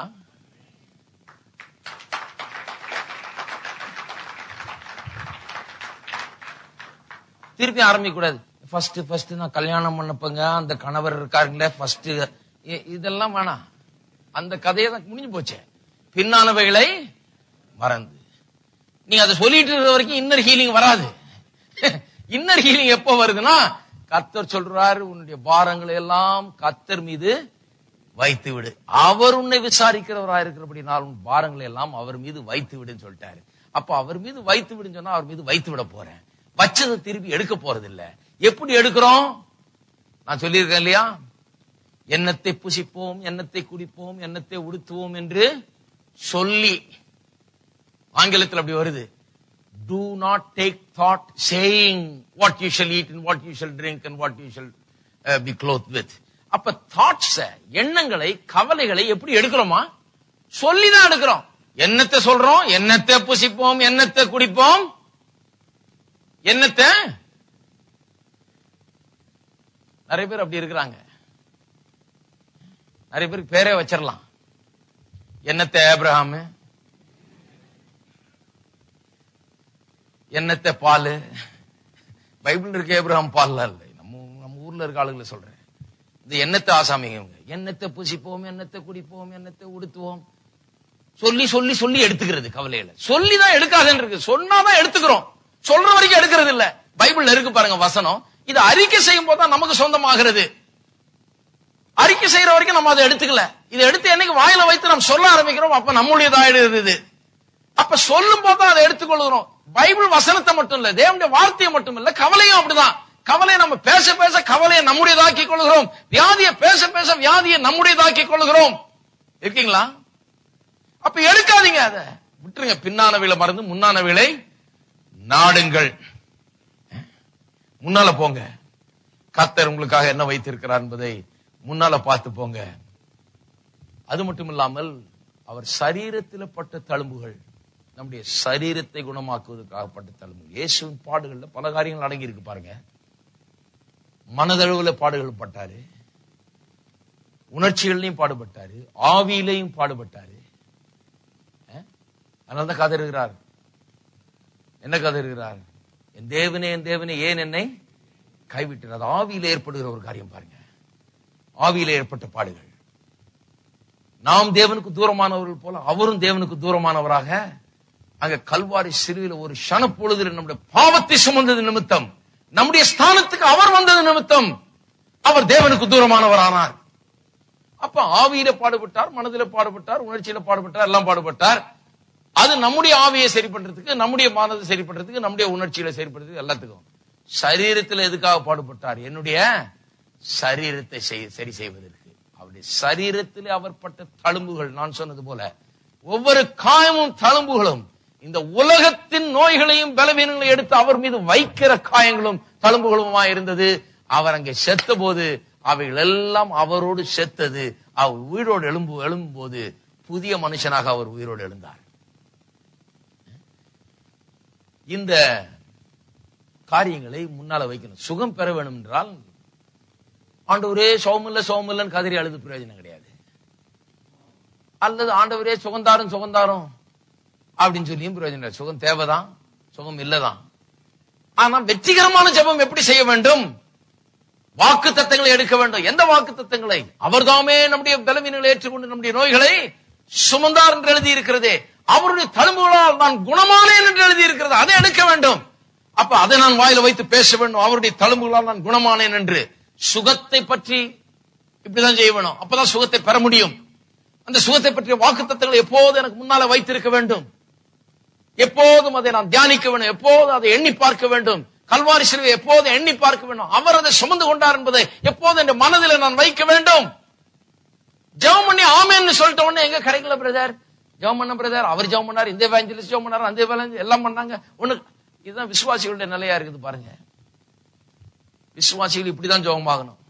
எப்படி ஜெபமாகணும்? வசனத்தை எடுத்து அதை கண்களுக்கு முன்பால் வைத்து தினந்தோறும் அதை நோக்கி பார்த்து அதிலே கவனத்தை வைத்து, இது என்னுடையதல்ல, இது அவர் சுமந்த வியாதி, ஆகவே என்னுடைய சரீரத்துக்கு பலனே நான் பேசுகிறேன், என்னுடைய அவயவங்களுக்கு இதெல்லாம் இது மருந்தா இருக்கிறது தேவனுடைய வார்த்தை. நான் அப்படி எடுத்துக்கொள்ளும் போது என் கண்களுக்கு முன்னால் அதை வைத்து, என் காதை செவியை சாய்த்து, என் இருதயத்துக்குள்ள அதை வைத்து என் வாயில நான் பேசும்போது என்னுடைய உடலுக்கெல்லாம் அது ஆரோக்கியமாயிருக்கிறது. ஒவ்வொரு நாளும் மருந்து சாப்பிடுற மாதிரி. அதை எத்தனை பேர் இந்த மருந்து சாப்பிட போறீங்க தினந்தோறும்? அப்ப தினந்தோறும் என்ன சொன்னா, அவர் தாமே என்னுடைய நோய்களை எல்லாம் ஏற்றுக்கொண்டு என் பலவீனங்களை எல்லாம் சுமந்தார். அப்ப அது ஒரு டேப்லெட் சாப்பிட்ட மாதிரி காலையில். அவருடைய தழும்புகளால் நான் குணமானேன். மத்தியானம் அவரே என் பரிகாரியாகிய கர்த்தரா இருக்கிறார். அப்பத்தி தண்ணீரை ஆசீர்வதித்து வியாதியை விலக்குகிறார். இது சாயங்காலம். இப்படியே சாப்பிட்டுட்டே இருக்க வேண்டியதுதான். கண்களுக்கு முன்னால் இதை வைத்துக் கொண்டே இருக்க வேண்டும். வைத்துக் கொண்டே இருக்கும். அவருடைய தழும்புகளால் நான் குணமானேன், நான் குணமானேன், நான் குணமானேன், நான் குணமானேன். வலிக்கலாம், ஆனா நான் குணமானேன் தான் என்னுடைய, அதுதான் என்னுடைய உண்மை. வலி என்னுடைய உண்மை அல்ல, இதுதான் உண்மை, மற்றதெல்லாம் போய். ஆகவே அதை பேசிக் கொண்டிருக்க வேண்டும். அப்படித்தான் வியாதியிலிருந்து சுகம் பெறுவது. எல்லாம் அவர் செஞ்சு முடிச்சிட்டாரு, இதெல்லாம் நம்முடையது. ஆனால் அதை எப்படி எடுத்துக்கொள்வது என்றதுக்கு இவ்வளவு வேலை இருக்கு பாருங்க. இப்படி செய்யப்படும். இது செய்யும் போது இந்த ப்ராசஸ்ல நாம் மாறி விடுகிறோம்.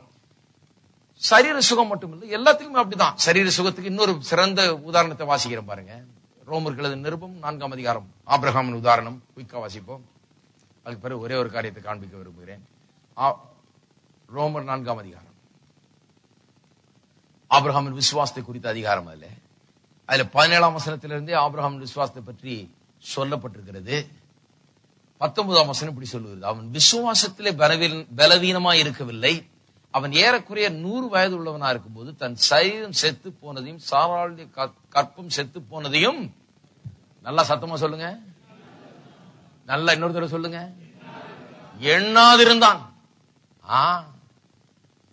அதையே எண்ணிட்டு நின்றுட்டு, எனக்கு 100 வயசு ஆயிடுச்சுங்க, 99 கிராஸ் ஆகுதுங்க, 100 ஓடுதுங்க, நடக்குதுங்க, இதெல்லாம் சொல்ல. அதை எண்ணாதிருந்தான். அதை எண்ணாதிருந்தான். அதை ஒரு பெரிய தடையா அவன் எண்ணவில்லை. சாராளுடைய கற்பம் செத்து போனதுன்னு எல்லா டாக்டரும் சர்டிபிகேட் கொடுத்துருவாங்க. ஆனால் அதை அவன் பெருசா எண்ணாதிருந்தான். சிலர் என்ன டாக்டர் சொன்னதுதான் எண்ணிட்டு இருக்கிறாங்க. டாக்டர் சொல்லிட்டாங்க 6 மாசம் தான் டைம் இருக்குதான், அதை எண்ணிட்டு இருக்கிறேங்க. இன்னைக்கு 3 மாசம் 10 நாள் சரியா ஆயிருக்குதுங்க, இன்னும் 2 மாசம் 20 நாள் இருக்குதுங்க. அடக்க நான் சொல்றேன், அப்படி கிடந்து அப்படி சாகிறது காட்டிலும் ஒரு ஃபைட்டாவது பண்ணிக்கிட்டு போலாம். உட்கார்ந்துகிட்டு 6 மாசம் எப்போ வரும்னு ஒரு நாளா எண்ணிட்டு 4 நாள் இருக்குது பிரதர், ஜெபம் பண்ணீங்க, இன்னும் 4 நாள் தான் டாக்டர் சொன்னதன்படி கணக்கின்படி பார்த்தால் 4 நாட்கள் இருக்கிறது. இதெல்லாம் ஒரு இதா ஆவிக்குரிய மக்களுடைய தன்மை அது இல்ல. இந்த 6 மாசம் இருக்குன்னு சொன்னா சரி கர்த்தருக்கு ஸ்தோத்திரம், இந்த 6 மாசத்துக்குள்ள உண்டு இல்லன்னு ஆக்கிறது இந்த வியாதிய என்ன ஆறுதுன்னு பாத்திரலாம் அப்படின்னு சொல்லி என்ன பண்ண வேணும், இந்த வியாதியை எதிர்த்து ஒரு பெரிய ஒரு ஃபைட்லயே இறங்க வேண்டியதுதான். இந்த வியாதி என்னுடையதல்ல என்று சொல்லி இத ஃபைட் பண்ணி இதுக்கு எதிராக நிற்க வேண்டியதுதான். நான் சொல்றேங்களுக்கு, நான் சொல்றதெல்லாம் பொய்யா இருந்தா கூட 6 மாசத்துக்கு பிறகு உங்க வியாதி அப்படியேதான் இருக்க போகுது இல்லையா? ஏன்னா அதான் டாக்டர் சொல்லிட்டாரு வியாதி இருக்குதுன்னு சொல்லிட்டு, அதுல எந்த லாபமும் கிடையாது. இதுலயாவது லாபம் இருக்குது. நான் சொல்லுகிறது உண்மையா இருந்தால் ஒருவேளை என்ன ஆகும், நீங்க 6 மாசத்துக்கு பிறகு பரலோகம் போறதுக்கு போல கோயிலுக்கு வந்துகிட்டு இருப்பீங்க. இருக்கீங்களா?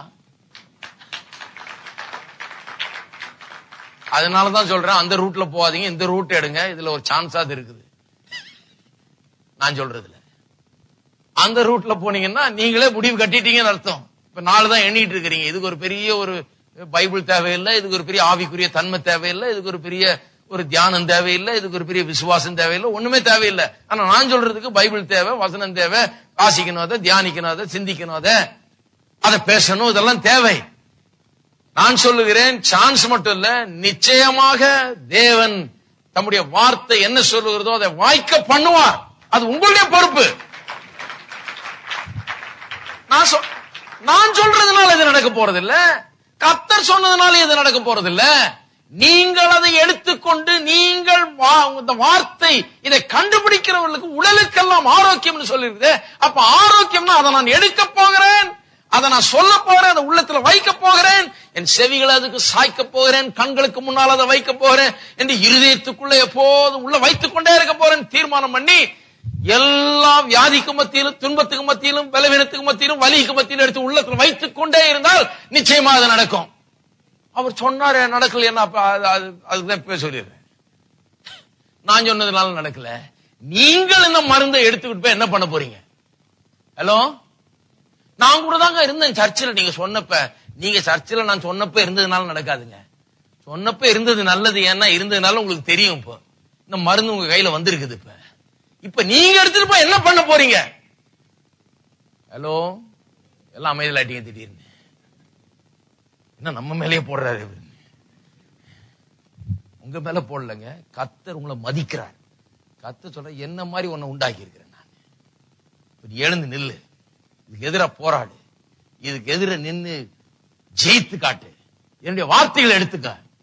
அதுதான் ஒரு பெரிய வெப்பனா இருக்கு இந்த போராட்டத்தின் நேரத்தில். இந்த வார்த்தை எடுத்து உனக்கு எதிராக எழும்பி இருக்கிற ஆயுதங்கள் ஒண்ணும் வாய்க்காது போகும் என்று விசுவாசித்து, நீ செய்யறதெல்லாம் வாய்க்கும் என்று நம்பி விசுவாசித்து செயல்படுன்னு கர்த்தர் சொல்றாரு. உங்களுக்கு பெரிய மரியாதையே தர்றாரு. ஹலோ, நீ பேசாம கிட்ட நான் பாத்துக்கிறேன்னு சொல்ல அவர் சொல்றாரு, நீ பண்ணும்போது நான் உன் கூட நிக்கிறேன், அதுக்குதான் ஆவியானவர் அனுப்பி இருக்கிறேன் என்று சொல்லுகிறார். கடைசியா ஒரு வசனம் இருப்போம். யோவான் எழுதின சுவிசேஷம் 15ஆம் அதிகாரம். முதல்ல வாஸ்தவம் இல்லையா? அதே வசனம். அதுல பல காரியங்களை ஏற்கனவே பார்த்திருக்கோம், ஆனா ஒரு காரியத்தை, பார்க்காத காரியத்தை உங்களுக்கு சொல்லுகிறேன். நீங்கள் என்னிலும் என் வார்த்தைகள் உங்களிலும் நிலைத்திருந்தால் நீங்கள் கேட்டுக்கொள்கிறது அது உங்களுக்கு செய்யப்படும். மறுபடியும் நீங்கள் உங்கள்னு சொல்லி, அதுதான் ரொம்ப அடிக்கடி வர்ற வார்த்தை. அதுல நான் சொன்னேன் இல்லையா, எந்த வார்த்தை ரொம்ப அடிக்கடி வருதோ, ஒரு வசனத்திலேயோ அல்லது ஒரு அதிகாரத்திலேயோ ஒரு புஸ்தகத்திலேயோ அடிக்கடி ஒரு வார்த்தை திரும்ப திரும்ப வருதுன்னா அந்த வார்த்தையை தான் ரொம்ப கவனிக்கணும். அப்ப நீங்கள், அது ரொம்ப முக்கியம். ரெண்டாவது, இதுல ரொம்ப முக்கியமான வார்த்தை என்னவென்றால் நிலைத்திருந்தால் என்று. அதாவது ஆங்கிலத்தில் இது 2 தடவை வருது. If you abide in me and my words abide in you. தமிழ்ல 2த்தையும் சேர்த்து ஒரே தடவை நிலைத்திருந்தால்னு சொல்லியாச்சு. நீங்கள் என்னிலும் என் வார்த்தைகள் உங்களிலும் நிலைத்திருந்தால். ஆங்கிலத்தில் எப்படி சொல்லியிருந்தா, நீங்கள் என்னில் நிலைத்திருந்தால், என்னுடைய வார்த்தைகள் உங்களில் நிலைத்திருந்தால், திரும்ப திரும்ப எம்பசைஸ் பண்ணி சொல்லியிருக்கு. நீங்கள் என்னில் நிலைத்திருந்தால், என்னுடைய வார்த்தை உங்களில் நிலைத்திருந்தால். அப்ப நிலைத்திருந்தால் வார்த்தைக்கு அபைட் என்கிற வார்த்தை ரொம்ப ஆழமான ஒரு வார்த்தை பாருங்க. அபைட் சொன்னா to live in, to settle down in and to take up residence in. அப்ப நான் அபைட் சொன்னா ஏதோ வந்துட்டு அப்படியே போறது இல்ல, வழி போக்குற மாதிரி போறது இல்ல. அபைட் சொன்னா உள்ளே வந்து அங்கேயே தங்குவது, ஒரு பர்மனன்ட் செட்டில்மெண்ட். நாம் கர்த்தருக்குள்ள வந்து நிரந்தரமாய் தங்கி விடுகிறோம். கர்த்தருடைய வார்த்தை நமக்குள்ள வந்து இருதயத்துக்குள்ள வந்து நிரந்தரமாய் இடம் பெறுகிறது. கர்த்தருடைய வார்த்தை சும்மா கேட்டு போறதுக்கு வரல, நீங்க எடுத்துட்டு போறதுக்கு வந்திருக்கீங்க. எடுத்துக்கொண்டு போய் உங்களுடைய உள்ளத்துல வைக்க போகிறீங்க. தொடர்ந்து உங்களுக்கு செவியை சாய்க்க போறீங்க. தொடர்ந்து உங்கள் கண்களுக்கு முன்பாக அதை வைக்க போறீங்க. இருக்கீங்களா? அப்ப வந்து கேட்டு போறது இல்ல. ஏதோ ஒரு வாரத்துக்கு போய் நான் கேட்டுருவாங்க, அங்க கேட்டுறது இல்ல. அது அபைடிங் கிடையாது. அபைடிங் சொன்னா அதிலே தங்குவது. நீங்கள் அவர்ல தங்குவணும். அவருடைய வார்த்தை வந்து உங்கள தங்கக்கூடிய அளவுக்கு இடம் பிடிக்க வேண்டும்.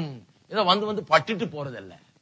சில சொல்றாங்க பட்டிச்சா இல்ல, உள்ள இறங்கி அங்க தங்கிடுச்சா, அதுக்கு ரூம் உண்டா இருக்குதா, அதுக்கு இடம் உண்டாக்கி இருக்கிறீங்களா? இந்த வார்த்தையை அகாமடேட் பண்றதுக்கு, இந்த வார்த்தை உங்களுக்குள்ள தங்குவதற்கு இடம் உண்டாயிருக்கிறதா? இதை இருதயத்தின் உள்ள வச்சிருக்கீங்களா? தினந்தோறும் அந்த வார்த்தை அங்க இருக்குதா? சுகத்தை குறித்த வார்த்தைகள் அங்க இருக்குதா? செழிப்பை குறித்த வார்த்தைகள் அங்க இருக்குதா? உங்கள் எல்லா நல்வாழ்வு, குடும்ப நல்வாழ்வை குறித்த தேவனுடைய வார்த்தைகள் அதுல இருக்குதா? உங்களுக்கு என்ன விரும்புகிறீர்களோ கேட்கிறீர்களோ அதை குறித்த வார்த்தைகள் உள்ளத்துல இருக்கிறதா? ரொம்ப முக்கியம் பாருங்க. நீங்கள் என்னிலும் என் வார்த்தைகள் உங்களிலும் நிலைத்திருந்தால் அங்க தங்கியிருந்தா என்ன நினைக்கும்? நீங்கள் கேட்டுக்கொள்வது எதுவோ, அப்ப எது வேணா கேளுங்க. ஆங்கிலத்தில் அப்படியே சொல்லுது, ask what you will.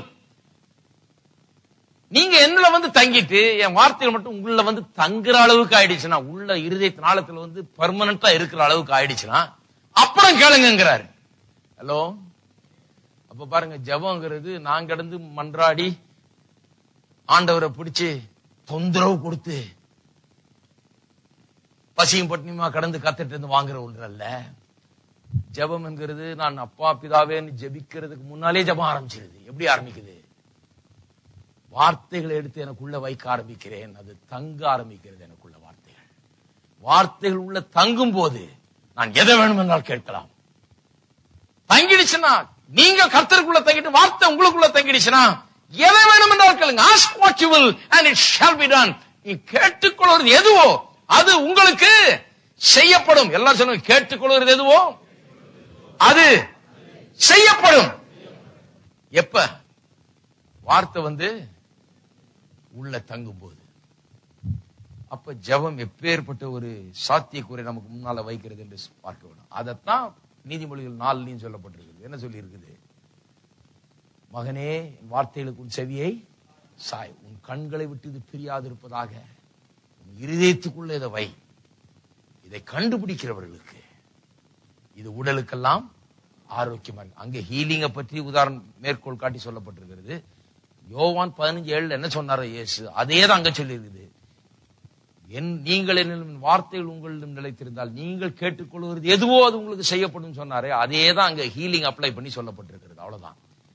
சாயுங்க, செவிய கண்களுக்கு முன்னால வையுங்க, இருதயத்துக்கு உள்ள வையுங்க, காத்துக் கொள்ளுங்கள். அங்கே இருக்கட்டும். இருந்தால் அது உடலுக்கெல்லாம் ஆரோக்கியமா இருக்குது. செழிப்பு வேணுமா, ஆசீர்வாதம் வேணுமா, வாழ்க்கையில முன்னேறணுமா, குடும்பத்துல சந்தோஷம் வேணுமா, சமாதானம் வேணுமா, உங்களுடைய தேவைகள் என்ன, அந்த வார்த்தைகள் எடுத்து அந்த வார்த்தைகள் அடிப்படையில் ஜெபியுங்கள், அந்த வார்த்தைகளை உள்ள வையுங்கள், அதை காத்துக் கொள்ளுங்கள். அது உங்களுடைய உள்ளத்தில் தங்கட்டும். தினந்தோறும் அதை பேசுங்கள். ஆமென். அது உள்ளத்தில் தங்கட்டும். அதையே கண்களுக்கு முன்னால வைத்துக் கொண்டிருங்கள், அதையே கவனித்துக் கொண்டிருங்கள்.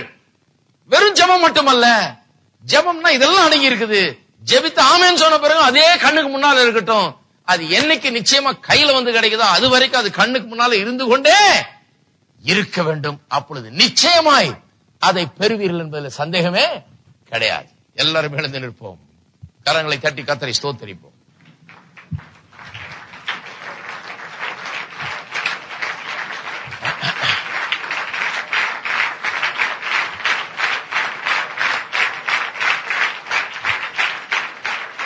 ஹல்லேலூயா. எப்படி ஜெபிக்கணும்ங்கறத பற்றி பேசிட்டு இருக்கோம் இல்லையா? ரொம்ப முக்கியம் பாருங்க. ஏதோ நான் போயிட்டு ஜெபம் பண்ணிட்டு வந்துட்டேன், அல்லது ஏதோ நான் ஜெபம் பண்ணிட்டு இருக்கிறேன், அப்படி அல்ல. நான் என்ன ஜெபம் பண்றேன், என்ன விசுவாசிக்கிறேன், எதை என் கண்ணுக்கு முன்னால வச்சிருக்கிறேன், எது என்னுடைய அன்றாட தியானமா இருக்கிறது, என்னுடைய எண்ணமா இருக்கிறது, கவனம் எது மேல இருக்குது, என்னது சந்தேகத்து மேல கவனம் இருந்து அவர் சொன்னது இவர் சொன்னது மேல கவனம் இருந்தா நீங்கள் விசுவாசித்து கேட்டதை பெற்றுக்கொள்ள முடியாது. அப்படி பெற்றுக்கொள்ள முடியாது. எதை விசுவாசிகளோ அது மேலேயே கவனம் இருக்கணும். எந்த வார்த்தையின் அடிப்படையில் விசுவாசிகளோ அது மேலேயே கவனம் இருக்க வேண்டும். எல்லாரும் கரங்களை உயர்த்தி கர்த்தரை ஸ்தோத்திரிப்போம். ஹல்லேலூயா. ஸ்தோத்திரம், ஸ்தோத்திரம் கர்த்தாவே, ஸ்தோத்திரம், ஸ்தோத்திரம் தேவனே, உம்மை துதிக்கிறோம். பிதாவே, உம்மை துதிக்கிறோம், ஸ்தோத்திரிக்கிறோம். கர்த்தராகிய இயேசுவின் நாமத்தில் உம்மிடம் வருகிறோம். கர்த்தாவே, எப்பேற்பட்ட ஒரு சாத்திய குறைகளுக்கு முன்பாக வைத்திருக்கிறது எண்ணி பார்த்து ஆச்சரியப்படுகிறோம். இன்றைக்கு நாங்கள் எதை கேட்டுக்கொண்டாலும் அதை பெற முடியும். நாங்கள் விரும்புகிறது எல்லாவற்றையும் பெற முடியும். வார்த்தைகள் ஆயிரக்கணக்கான வாக்குத்தத்தங்களை எங்களுக்கு அருளுகிறது. அவைகள் எல்லாம் கிறிஸ்து இயேசுவுக்குள் ஆம் என்றும் ஆம் என்றும் இருக்கிறதே. இந்த இடத்துல இருக்கிற ஒருவராவது எந்த விதத்திலும் குறைபட வேண்டிய அவசியமே கிடையாது என்பதை நாங்கள் அறிந்திருக்கிறோம். இந்த காலை வேளையில ஒருவராவது சரீரத்திலோ ஆவியிலோ ஆத்மாவிலோ உணர்ச்சிகளிலோ குடும்ப வாழ்விலோ தங்களுடைய தொழில் கையிட்டு செய்கிற காரியங்கள் பிரயாசங்கள் எந்த விதத்திலும் அவர்கள் குறைவுபட தேவையே கிடையாது. அவருடைய எல்லா சூழ்நிலைக்கும் மருந்தா இருக்கிற தேவனுடைய வார்த்தையை நீர் வைத்திருக்கிறீர். இதை அறிந்து கொள்ள மக்களுக்கு கர்த்தாவே மனக்கண்கள் திறக்கப்படட்டும். சுகவீனமா இருக்கிறவர்கள் வார்த்தை எடுத்து உள்ளத்தில் வைக்கட்டும். பலவீனமா இருக்கிறவர்கள் வார்த்தையை உள்ளத்தில் தங்க வைக்கட்டும், இருதயத்தில் வைக்கட்டும். கண்களுக்கு முன்பாக எப்போதும் அது பிரியாமல் இருக்கட்டும். செவியை எப்போதும் இந்த சுகத்தின் வார்த்தைகளுக்கு சாய்த்து கொண்டிருக்கட்டும். கஷ்டத்தில் இருக்கிறவர்கள், கடனில் இருக்கிறவர்கள், பொருளாதார பிரச்சனையில் இருக்கிறவர்கள் செவியை எப்போதும் செழிப்பின் வார்த்தைகளுக்கு சாய்த்து கொண்டிருக்கட்டும்.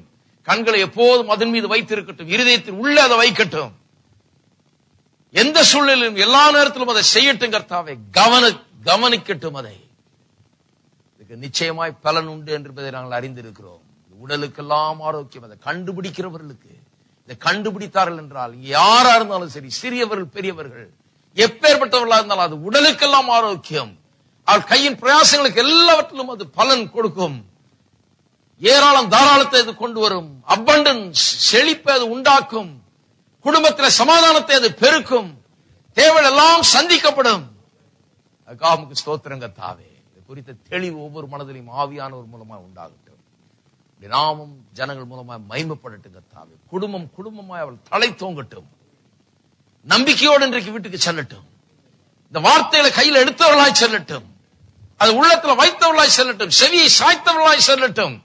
ஒரே தீர்மானத்தோடு செல்லட்டும். எப்போது கண்களுக்கு முன்பால் வைப்பேன் என்கிற தீர்மானம். செவியை சாய்ப்பேன், இருதயத்தில் வைப்பேன். இதை கண்டுபிடிக்கிறவர்களுக்கு இது பதிலாக இருக்கிறது என்கிற ஒரே தீர்மானத்தோடு செல்லட்டும் கர்த்தாவே. சகல நன்மையாலும் அவர்களை நிரப்ப நீர் காத்து கொண்டிருக்கிறீர். நீர் ஆயத்தமாயிருக்கிறீர். எல்லாவற்றையும் ஏற்படுத்தி வைத்திருக்கிறீர். எல்லாவற்றையும் பெற்று அனுபவிக்கக்கூடிய பக்குவத்தை நீர் ஒவ்வொருவருக்கும் தர வேண்டும் என்று ஜெபிக்கிறோம். ஆவியானவர் தாமே சகல சத்தியத்துக்குள் நடத்தும். நாமும் மகிமைப்படுவதாக இயேசுவின் நாமத்திலே ஜெபிக்கிறோம். இன்றைய கர்த்தராகிய இயேசு கிறிஸ்துவின் கிருபையும் பிதாவாகிய தேவனுடைய அன்பும் பரிசுத்த ஆவியானவருடைய ஐக்கியமும் நம் அனைவரோடும் இன்றைக்கும் என்றைக்கும் இருப்பதாக. ஆமென். இன்றைக்கு சாயங்காலம் 6:30 மணிக்கு வெற்றி வாழ்க்கை குறித்து போதிக்கிறோம். தவற விடாதீர்கள். வாருங்கள், இந்த பாடலை பாடுவோம், கலந்து செல்வோம்.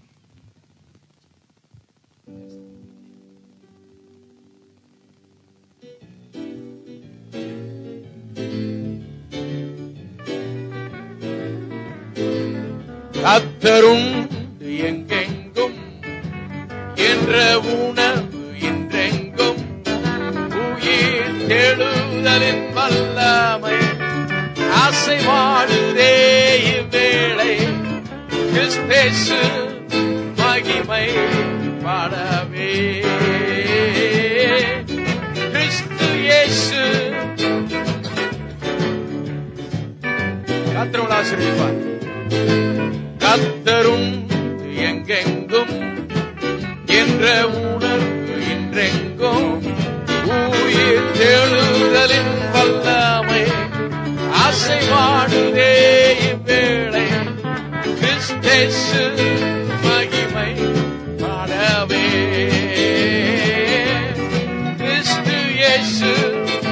மகிமை படவே